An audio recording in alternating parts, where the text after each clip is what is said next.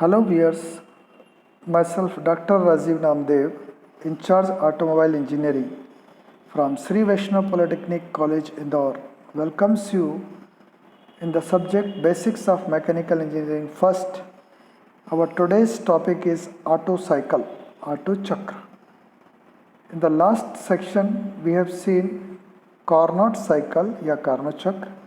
In this section, we will study auto cycle. इस भाग में हम पढ़ेंगे सबसे पहले limitations of Carnot cycle, Carnot चक्र की सीमाएं।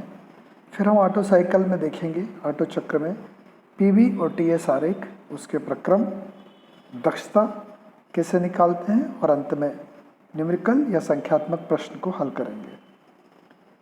लिमिटेशंस ऑफ कार्नोट साइकिल, हमने कार्नोट साइकिल लास्ट वीडियो में देखा था कि उसमें दो आइसोथर्मल और दो एडियाबेटिक प्रोसेस होती हैं और उसका बिंदु ये था कि जो भी हीट सिस्टम लेता था या बाहर देता था वो कांस्टेंट टेम्परेचर पर होता है। लेकिन हम सभी ये बात अच्छे से जानते हैं कि जब भी हीट फ्लो होती है तो वो ड्यू टू टेम्परेचर डिफरेंस होती है और अधिक से कम की ओर होती है।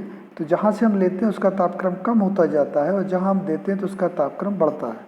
तो पहला पॉइंट यही है, it is not possible to add और reject heat to system at constant temperature, यानी ऐसा संभव नहीं है कि तंत्र को ऊष्मा स्थिर तापक्रम पर प्रदाय या उससे निष्कासित कर सके। दूसरा बिंदु है कि isothermal process is possible if piston speed is very slow and isoentropic possible if piston speed is very fast. समतापी प्रक्रम तभी संभव है जब पिस्टन की गति अत्यंत धीमी हो जिससे कि तापक्रम स्थिर रहे, तथा समेंट्रोपी प्रक्रम तभी संभव है जब पिस्टन की गति अत्यंत तीव्र हो जिससे कि ऊष्मा का स्थानांतरण ना हो। This alternate combination of very fast and very slow in single stroke of piston is not possible to achieve in actual practice. तो वास्तविक रूप में, व्यावहारिक रूप से पिस्टन के एक ही स्ट्रोक में अत्यंत धीमा एवं अत्यंत तीव्र का एकांतर संयोजन प्राप्त करना व्यावहारिक रूप से संभव नहीं। यानी आप इस एग्जाम्पल को ऐसे ले सकते हैं, यदि आपको 100 मीटर दौड़ना, मतलब 10 मीटर दौड़ना है तो आप 5 मीटर बहुत स्लो चलो और 5 मीटर बहुत फास्ट चलो, तो ये संभव नहीं है। Therefore Carnot cycle is a theoretical cycle which is not possible in practice. अतः कार्नोट चक्र एक सैद्धांतिक चक्र है जो व्यावहारिक रूप में संभव नहीं है। इन बिंदुओं को देख करके, पहला बिंदु कि हीट कांस्टेंट टेम्परेचर पे ट्रांसफ़र नहीं हो सकती, दूसरा पिस्टन के सिंगल स्ट्रोक में बहुत स्लो यानी आइसोथर्मल और बहुत फास्ट यानी आइसोएंट्रोपिक पॉसिबल नहीं है, तो हमको ये लगता है फिर हम कार्नोट साइकिल पढ़ क्यों रहे हैं, why we are studying the Carnot cycle. The major point ये है कि कार्नोट साइकिल का एक प्रिंसिपल जो है कि यदि दो टेम्परेचर के बीच में कोई भी रिवर्सिबल साइकिल काम कर रहे हैं तो उनकी इफिशियंसी मैक्सिमम होती है और वो वैल्यू हमें देता है कार्नोट चक्र। तो हमारा उद्देश्य ये रहता है, हम डिफरेंट साइकिल पढ़ेंगे कि ऑटो इंजन में कौन सी होती है, डीजल में कौन सी होती है, स्टीम में कौन सी होती है। तो हम ये देखेंगे कि इसकी इफिशियंसी हम जब डिज़ाइन कर रहे हैं या उसको बना रहे हैं या कैलकुलेशन कर रहे हैं, कहीं उसकी इफिशियंसी कार्नोट से ज़्यादा तो नहीं हो रही, क्योंकि यदि कार्नोट से ज़्यादा हो रही है मतलब हम कहीं पर गलत हैं। तो इस प्रकार से ये कार्नोट चक्र की सीमाएं थी। तब आपको समझ में आ गया कि व्यावहारिक रूप से यदि हमको इंजन बनाना है तो उसके लिए चक्र बदलना पड़ेगा। तो चक्र को बदलने के लिए हम क्या करते हैं, अब आप ये देखिएगा। हम आते हैं ऑटो चक्र पर। In the Otto cycle both isothermal processes of heat addition and rejection of Carnot cycle are replaced by constant volume processes या आइसोकोरिक। ऑटो चक्र में हम कार्नोट चक्र की जो ऊष्मा प्रदान निष्कासन के लिए दोनों जो प्रक्रम थे हमारे, उनको हम सम आयतन प्रक्रमों के द्वारा बदलते हैं। जो समतापी प्रक्रम थे उनको हम सम आयतन प्रक्रम के द्वारा बदलते हैं। चूँकि इसमें heat addition of constant volume पर होगा, इसलिए हम इसको constant volume, it is also known as constant volume cycle, या इसको सम आयतन चक्र के नाम से भी जाना जाता है। इसमें air is taken as working medium, तो इसलिए गामा की वैल्यू यूजुअली हम 1.41 लेते हैं। देयरफॉर जब हम इसकी एफिशिएंसी कैलकुलेट करते हैं तो this is known as air standard efficiency. तो वायु को कार्यकारी माध्यम लिया जाता है, अतः इसकी दक्षता जो होती है वो वायु मानक दक्षता कहलाती है। आइए अब हम इसका पीवी और टीएस डायग्राम देखें। इसमें आप देख रहे हैं पीवी डायग्राम में पहले हम बात करते हैं। नीचे मैंने सिलेंडर पिस्टन नहीं बनाया, हम कार्नोट में बना चुके हैं, बट हम ये समझ गए हैं कि यदि हम लेफ्ट की ओर आ रहे हैं तो आयतन कम हो रहा है और राइट की ओर जा रहे हैं तो आयतन बढ़ रहा है। इसका मतलब बाईं ओर आ रहे हैं तो संपीड़न हो रहा है और यदि दाईं ओर आ रहे हैं तो प्रसार हो रहा है। अब 1 से 2 प्रक्रम को यदि हम देखें तो इसका नाम हम पीवी से नहीं पता कर सकते, लेकिन टीएस में 1 to 2 वर्टिकल लाइन है या खड़ी लाइन है, S1 बराबर S2 है, तो इसका नाम 1 2 का क्या हो गया, आइसोएंट्रोपिक। और दूसरी चीज़, चूंकि इसका आयतन कम हो रहा है 1 से 2 जाने पर, तो इसको हम संपीड़न या कंप्रेशन बोलेंगे। सो 1 to 2 प्रोसेस इज आइसोएंट्रोपिक कंप्रेशन। इसमें Q12 बराबर 0 होगा, क्योंकि एडियाबेटिक की खासियत यही है कि उसमें हीट ट्रांसफर नहीं होता है। अब हम 2 से 3 पर आएँ तो अब ये देखिए 2 से 3 प्रोसेस पहले जो आइसोथर्मल थी, जो टीएस में आड़ी लाइन से बताई गई थी, अब वो पीवी डायग्राम में वर्टिकल लाइन से बताई है, यानी कि V2 बराबर V3 है। तो 2 से 3 प्रोसेस का नाम हम यहाँ से पता करेंगे कि V2 बराबर V3 में क्या हो रहा है, कांस्टेंट वॉल्यूम। और अब हम यहाँ पर देखेंगे कि 2 से 3 में टेम्परेचर बढ़ रहा है, यानी कि इसमें हीट ऐड हो रही है, Q इन हो रही है।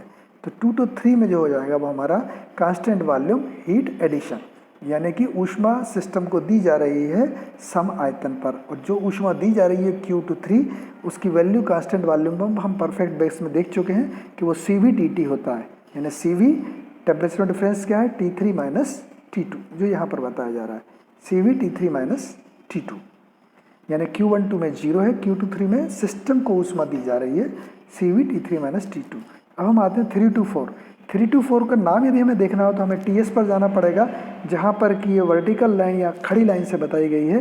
इसमें S3 बराबर S4 है, यानी फिर से सम एंट्रोपी या रुद्धोष प्रक्रम हुआ, नाम यहाँ से पता लगा। और 3 to 4 में हो क्या रहा है, हम यहाँ पर देखें तो लाइन जो है हमारी दाएँ हाथ की ओर आ रही है, राइट हैंड की ओर आ रही है, that means expansion. This 3 to 4 process is isoentropic expansion. Again Q34 बराबर 0 होगा, क्योंकि ये रुद्धोष्म है। अंतिम इसका जो है जब प्रक्रिया है चौथी, वो है 4 to 1। 4 to 1 का नाम हमको पीवी से पता लगेगा, क्योंकि इसमें ये वर्टिकल लाइन के द्वारा बताई जा रही है, खड़ी लाइन के द्वारा। इसमें V1 बराबर V4 है, तो प्रोसेस का नाम हो जाएगा कांस्टेंट वॉल्यूम या सम आयतन, और टेम्परेचर जो है वो कम हो रहा है, T4 से T1 आ रहा है तो कम हो रहा है। तो यहाँ पर क्या होगा, सिस्टम ऊष्मा को निकालेगा तो उसका टेम्परेचर कम हो जाएगा, तो Q41 होगा CVT4 माइनस T1। तो ये PVTS डायग्राम को बनाना बहुत ज़रूरी है, क्योंकि इससे ही ये क्लियर हो जाता है कि प्रोसेस के नाम क्या है और इसमें क्या हो रहा है। एक चीज़ और समझ में आ रही होगी आपको कि जब भी रुद्धोष्म होता है तो उसमें वर्क इन हो रहा है, वर्क आउट हो रहा है। तो नेट होगा कि जो आउट हो रहा है मतलब जो हमें मिल रहा है माइनस जो हमने दिया, तो W आउट माइनस W इन हमारा नेटवर्क कहलाएगा। एक तरीका ये है। दूसरा तरीका हमने TS मतलब कार्नोट में देखा था कि heat supplied minus heat rejected, QS minus QR कर देंगे, यानी यहाँ पर हम देखें QS क्या हो गया हमारा, Q23 माइनस Q41 कर देंगे, तो हमको यहाँ पर नेट वर्क डन मिल जाएगा, और फिर हम एफिशिएंसी निकाल लेंगे W अपान Q23 या QS। आइए, तो यहाँ पर अभी हमने PV और TS डायग्राम को देखा। इसको बनाने का तरीका बहुत आसान है। यहाँ पर आप देख रहे हैं एक डायग्राम से उसका नाम मिलता है तो दूसरे से ये मिलता है कि काम क्या हो रहा है। हम आज प्रोसेस के बारे में यहाँ पर एक समरी बना लेते हैं हम कि प्रोसेस हमने 1 to 2 देखी, आइसोएंट्रोपिक या एडियाबेटिक कॉम्प्रेशन था, सम एंट्रोपी और रुद्धोष्म संपीड़न था। इसमें Q12 0 था लेकिन W इन था, W सिस्टम को देना पड़ रहा था। प्रोसेस 2 to 3 में हमने देखा कि Q23 बराबर CVT3 माइनस T2 था, जिसको कि हम QS या heat supply to the system लिखते हैं। ये हमारा जो हो रहा था at constant volume, heat addition at constant volume, स्थिर आयतन पर ऊष्मा का प्रदाय हो रहा था। तीसरे नंबर पर आता है प्रोसेस 3 to 4। इसमें क्या हो रहा था, आप देख रहे थे कि चूंकि ये आइसोएंट्रोपिक या एडियाबेटिक है तो Q34 शून्य था, लेकिन प्रसार हो रहा था तो इससे हमें कार्य मिल रहा था, that is W out. Process 4 to 1 या प्रक्रम 4 से 1 में देखें तो यहाँ पर Q41 हीट ट्रांसफ़र हो रहा है, कहाँ से, सिस्टम से बाहर निकल रहा है, क्योंकि सिस्टम का टेम्परेचर कम हो रहा है। तो CVT4 माइनस T1 CVDT, ये Q रिजेक्टेड है। तो इस तरीके से यदि हम नेटवर्क टन निकालें या शुद्ध किया गया कार्य जो सिस्टम से हमें मिला है वो हम निकालें तो W नेट हम W आउट माइनस W इन भी निकाल सकते हैं। और दूसरा तरीका जो हमारे पास चूँकि फार्मूले हैं QS minus QR CV T3 minus T2 minus CV T4 minus T1, इस प्रकार से भी हम कार्य निकाल सकते हैं। आइए अब हम देखें कि इसकी इफिशियंसी की कैलकुलेशन किस प्रकार से की जाती है। सबसे पहले हम ये मान लें कि V1 अपान V2 जो है वो हमारा संपीड़न अनुपात है। आइए पहले V1 अपान V2 को समझें, यहाँ पर ये चीज़ छूट गई थी। अब देखिए V1 में यहाँ पर दो चीज़ें लिखी हैं, VS और VC। एक्चुअल में क्या होता है, जब 1 से लेकर के पिस्टन के अंदर गैस को जब हम कंप्रेस करते हैं तो केवल V2 तक आता है, यानी V1 से V2 तक हमारा पिस्टन सिलेंडर के अंदर चलता है, यानी पिस्टन एयर को झाड़ू लगाता है, यानी स्वीप करता है, यानी इसको हम बोलते हैं स्वेप्ट वॉल्यूम। VS क्या कहलाता है, स्वेप्ट वॉल्यूम। और जबकि यहाँ पर जो है गैस कंप्रेस होने के बाद रहती है तो पिस्टन आगे मूव नहीं कर पाता, तो इसको हम VC क्लियरेंस वॉल्यूम या अवकाश आयतन बोलते हैं। तो VC बराबर क्या हो जाएगा, V2, और VS क्या हो जाएगा, V1 माइनस V2। तो इस तरीके से हम देखें स्वेप्ट वॉल्यूम और क्लियरेंस वॉल्यूम का कॉन्सेप्ट यहाँ पर है। तो अब हमने संपीड़न किया कितना, हमारा V1 था, हम कहाँ तक ले गए, V2 तक। तो V1 अपान V2 जो होगा वो हमने माना कि संपीड़न अनुपात या कंप्रेशन रेशो RC है। और हम V1 को क्या लिख सकते हैं, VS प्लस VC, और V2 को लिख सकते हैं VC। यही यहाँ पर पहली लाइन है हमारे कैलकुलेशन की जो हमने फिगर में देखी अभी, कि लेट कंप्रेशन रेशो संपीड़न अनुपात जो है RC बराबर V1 अपान V2 या VS प्लस VC अपान VC, जहाँ पर VC को हम बोलते हैं स्वेप्ट आयतन या स्वेप्ट वॉल्यूम। इसका फार्मूला होगा, सिलेंड्रिकल है तो π/4 d² area into length L। VC clearance volume आपको दिया जाता है जिसको हम अवकाश आयतन भी बोलते हैं। D पिस्टन का डायमीटर है, पिस्टन का व्यास है, L लेंथ ऑफ स्ट्रोक है या स्ट्रोक की लंबाई है। तो ये हम RC की बात कर रहे थे कि इसमें एक नई टर्म हम लाए हैं कंप्रेशन रेशो, कि हम कितना दबा सकते हैं। ऑटो साइकिल में हम 7 टाइम्स से 10 टाइम्स तक इसको कंप्रेस करते हैं यूजुअली। तो ये हमारा था पहली चीज़ RC को समझना। आइए अब हम देखते हैं हमारी प्रोसेस 1 to 2। 1 to 2 ये यहाँ पर 1 to 2 इंग्लिश में देखें आप 1 to 2 और 3-4 लिए हमने। 1 to 2 और 3-4 की खासियत ये है कि दोनों एडियाबेटिक थी, पहले में कंप्रेशन दूसरे में एक्सपेंशन। और हमने जब परफेक्ट गैस में रिलेशनशिप पढ़ी थी तो हमने ये जाना था कि एडियाबेटिक के लिए यदि हम बात करें तो T1 अपान T2 बराबर होगा V2 upon V1 raise to the power gamma minus 1। ये रिलेशन हम पढ़ चुके हैं। यही 3-4 के लिए अब T4 अपान T3 लिखेंगे तो ये V3 अपान V4 हो जाएगा गामा माइनस 1। अब आप देखें कि V2 अपान V1 हमने पढ़ा, V1 अपान V2 क्या होता है, RC, तो V2 अपान V1 क्या हो जाएगा, 1 अपान RC। इसी प्रकार से V2 बराबर V3 है और V1 बराबर V4 है, तो ये भी क्या हो जाएगा, 1 अपान RC। तो T1 अपान T2 बराबर T4 अपान T3 बराबर 1 upon RC raise to the power gamma minus 1। ये ऊपर की दोनों की समीकरण से हमने निकाला। अब हम यहाँ पर एक चेंज भी कर सकते हैं कि T3 और T1 को हम इंटरचेंज कर दें तो हमें ये भी रिलेशन मिल जाता है कि T3 अपान T2 बराबर T4 अपान T1 होता है, और ये 1 upon RC raise to the power gamma minus 1। Gamma इसमें एडियाबेटिक इंडेक्स है, एयर के लिए इसकी वैल्यू 1.41 होती है और हम एयर के लिए पढ़ रहे हैं। आगे आइए, अब हम जानते हैं इफिशियंसी क्या होती है, W अपान QS। W हमने अभी देखा था नेटवर्क क्या था, CV T3 minus T2 minus CV T4 minus T1 अपान QS हम पढ़ चुके हैं CV अपान T3 माइनस T2। अब इसमें से हम CV T3 माइनस T2 को ऊपर पूरा कॉमन ले लें तो हमको क्या मिलेगा, 1 माइनस जो CV T4 माइनस T1 है अपान में हो जाएगा CV T3 माइनस T2 और नीचे CV T3 माइनस T2। तो अब चूंकि ये मल्टीप्लाई में आ गया है तो ऊपर नीचे वाले कट जाएंगे, हमको मिल जाएगा 1 minus CV T4 minus T1 अपान CV T3 माइनस T2। तो इसमें से CV भी कट जाएगा। अब हम क्या करें कि T1 को ऊपर कॉमन लें, तो T1 को हम कॉमन लेंगे तो क्या हो जाएगा, T4 अपान T1 माइनस 1, और जबकि यहाँ पर हम लें T2 को कॉमन तो T3 अपान T2 माइनस 1। अब हम ये जानते हैं, यहाँ पर अभी हमने पढ़ा है कि T4 upon T1 is equals to T3 upon T2। तो ये जो ब्रैकेट के अंदर जो है वो आपके आपस में कट जाएंगे। तो अब आपको क्या मिलेगा अल्टीमेटली इफिशियंसी का, 1 माइनस T1 अपान T2। और T1 अपान T2 को हम देख चुके हैं अभी पहले ही लाइन में प्रोसेस 1 to 2 के लिए कि होता है 1 upon RC raise to gamma minus 1। तो इस प्रकार से आपको याद रखना है कि ऑटो साइकिल की जो वायु मानक दक्षता होती है, एयर स्टैंडर्ड एफिशिएंसी होती है, एफिशिएंसी ASE भी लिखा जाता है, एफिशिएंसी ऑटो भी लिखा जाता है, ये 1-1/RC⁻⁻1। तो ये फाइनल फार्मूला है ऑटो साइकिल की एयर स्टैंडर्ड एफिशिएंसी के लिए, जिसमें RC जो है वो हमारा कंप्रेशन रेशो या संपीड़न अनुपात है। आप इसको V1/V2 भी कह सकते हैं, या VS प्लस VC, ये जो लिखा है यहाँ पर VS प्लस VC/V कह सकते हैं। और गामा जो है वो एडियाबेटिक इंडेक्स या रुद्धोष्म सूचकांक है। तो इस तरीके से हम इसको डिराइव कर सकते हैं कि ऑटो साइकिल की जो एफिशिएंसी होती है वो 1-1/RC⁻1 होती है। अब इस पर हम दो छोटे छोटे न्यूमेरिकल्स करते हैं, सिंपल न्यूमेरिकल।